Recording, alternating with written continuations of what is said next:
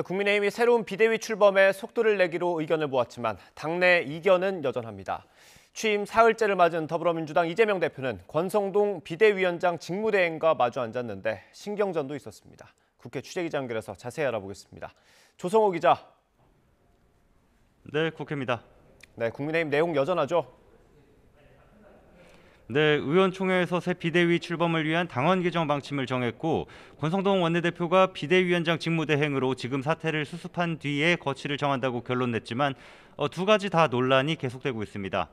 당권 주자로 꼽히는 안철수 의원은 CBS 라디오 방송에 나와서 새로운 원내대표를 뽑아서 최고위원회 체제로 돌아가야 한다고 거듭 주장했습니다. 들어보시죠.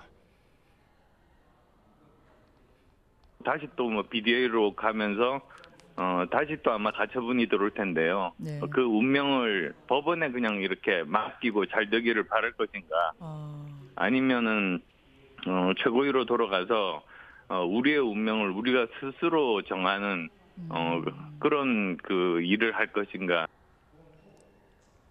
조경태 의원도 MBC 라디오에서 문자 파동의 원인 제공자인 권성동 직무대행이 책임지지 않고 젊은 정치인을 토사구팽하려고 당원을 손질한다고 비판했습니다. 국민의힘은 공식 회의 없이 당 실무진을 중심으로 비대위 출범을 위한 상임 전국위원회와 전국위 등 남은 절차를 준비하고 있는데요. 동시에 새 비대위 출범을 반대하고 있는 서병수 전국위 의장에게 전국위 소집을 설득하겠다는 방침입니다. 전주혜 비대위원 얘기 들어보시죠. 서병수 의장님은 여러 가지 훌륭하신 점으로 여러 의원들의 존경과 또 신망을 얻는 분입니다. 3고초로 10호초로 해서 정말 그 역할을 원활하게 하실 수 있도록 저희가 계속해서 설득을 하고.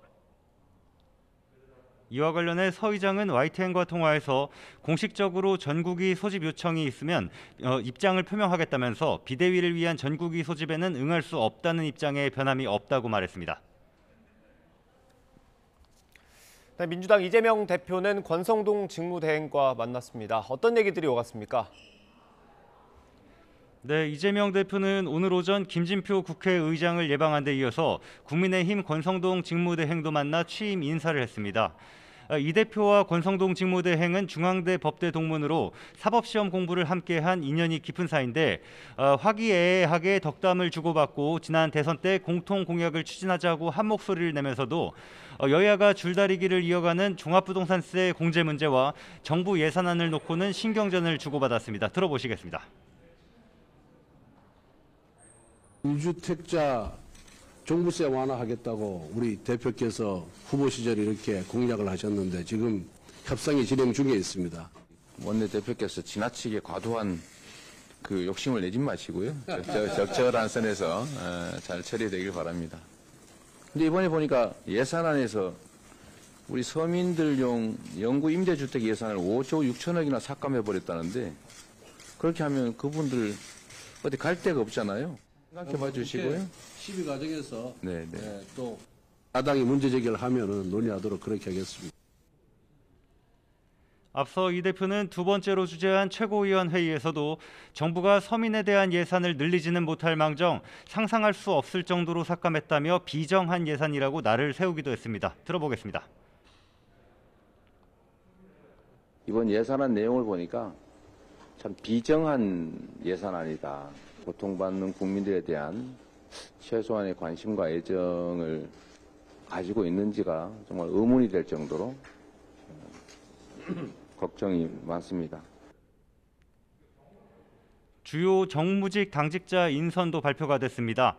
사무총장은 정치 경험이 풍부하고 계파와 상관없이 신망이 높은 오선의 조정식 의원이 맡게 됐고 정책위 의장은 정책 추진 안정성을 고려해 김성환 정책위 의장이 유임됐습니다. 민주당은 오늘 오후 의원 워크숍을 열어 윤석열 정부 첫 예산안 심사 방향을 논의하고 주요 입법 과제를 점검한 뒤 21대 후반기 국회에서 추진할 22대 민생 입법 과제를 발표한다는 계획입니다. 지금까지 국회에서 YTN 조성호입니다.